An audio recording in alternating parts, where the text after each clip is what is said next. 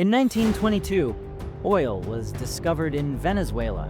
By 1929, this South American nation became the world's second largest oil producer. American companies rushed in to tap Venezuela's heavy crude oil. For decades, America and Venezuela were friends. In 1963, President Kennedy called Venezuela's president America's best friend in South America.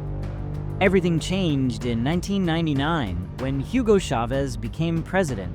In 2001, he passed a shocking law. Venezuela would control its own oil. All of it. American companies had to leave. The American government, pressured by oil corporations, couldn't accept this.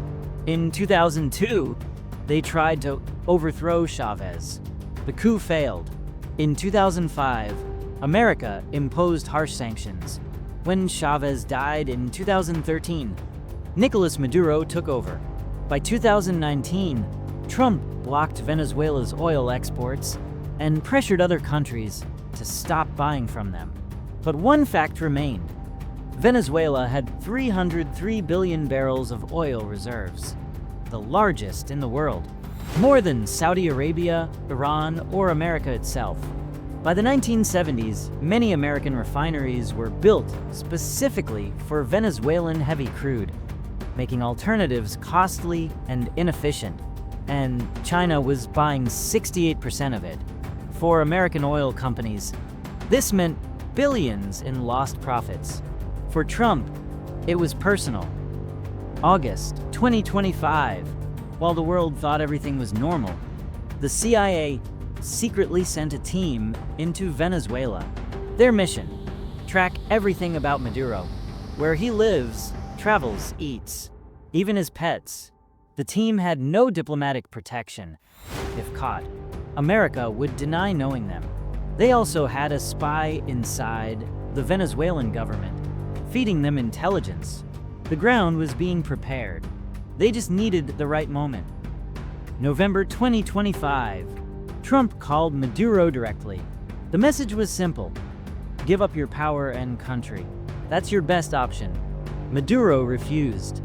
Secretary of State Marco Rubio later said they offered Maduro generous deals, but he chose to act like a wild man.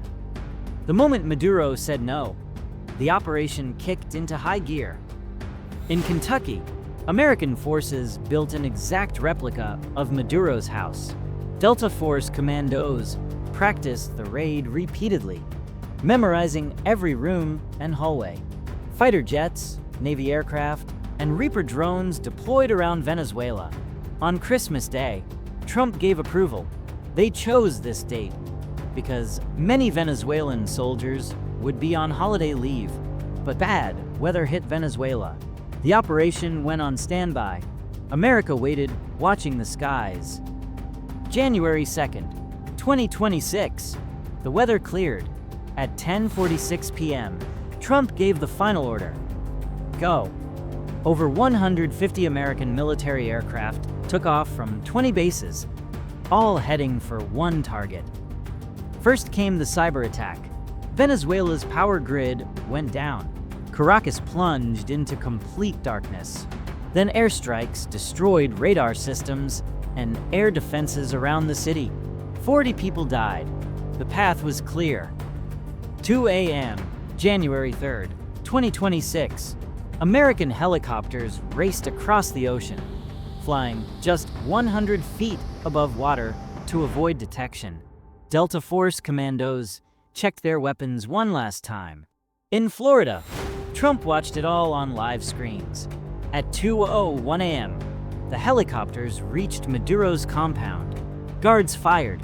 One helicopter took a hit, but kept flying.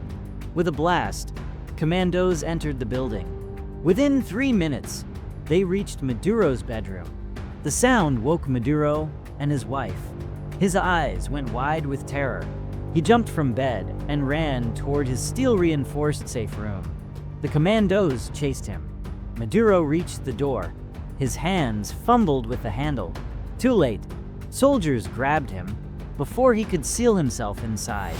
5 minutes from entry to capture.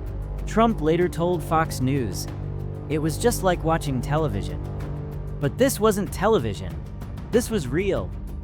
The operation was over, but Maduro's journey was just beginning. Maduro was flown by helicopter to the USS Iwo Jima offshore, then to Guantanamo Bay in Cuba. Finally, on Saturday evening, he landed at Stewart Air National Guard Base in New York. Photos were released. Venezuela's president on American soil in chains. He would face trial in New York on drug trafficking charges. Charges many believed were created to justify the raid. The next morning, headlines screamed worldwide. Venezuela's president kidnapped by US forces. Trump claimed it was about drug trafficking, but then he slipped and revealed the truth. It was the greatest theft in the history of America. They took oil away from us. There it was, oil. It had always been about oil. The drug trafficking excuse didn't hold up. Most cocaine came from Colombia and Mexico, not Venezuela. Brazil, Chile, Colombia, Mexico, Spain, and Uruguay called it a dangerous precedent. The UN Secretary General said it violated the UN Charter.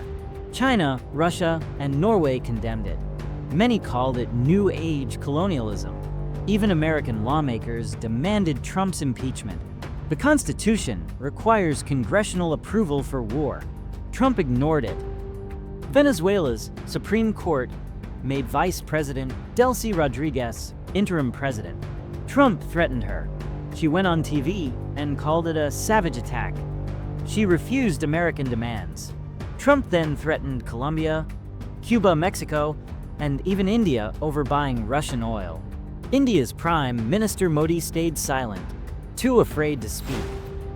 Trump violated American and international law, but America has veto power in the UN Security Council. No accountability, no consequences. Rules, it seems, are only for the weak. If America can kidnap a president to steal resources, what stops China or Russia from doing the same? The powerful will prey on the weak. The world inches closer to war. For the rest of the world, it was a nightmare becoming real. The question wasn't if this would happen again, but where and when. The end.